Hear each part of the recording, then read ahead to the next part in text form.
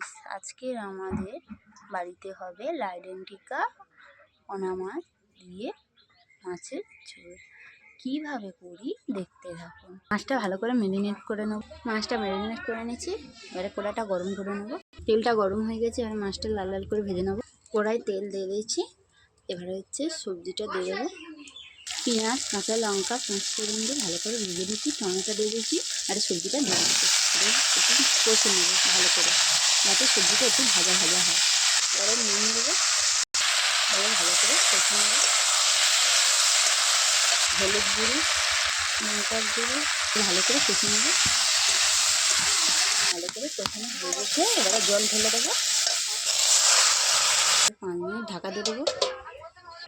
এবারে ঢাকনাটা খুলে নেবো। 5 মিনিট হয়ে গেছে আর খুব সুন্দরভাবে ফুটতেছে। এবারে তরকারিটা হয়ে গেছে, এবারে মাছটা দিয়ে দেবো। মাছটা ফুটে লেগে নেবো। এবারে জিরে ধনে ঘন্টা দিয়ে দেবো। দিয়ে একটু ফুটে নেবো ভালো করে। আর মাছের ঝোলটা হয়ে গেছে, এবারে নামিয়ে নেবো।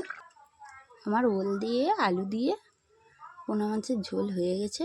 এবং খুব সুন্দরভাবে এরকম গরমকালে খাবে। হালকা পাতলা তরকারি, খুব ভালো লাগে, খুব টেস্ট হয়।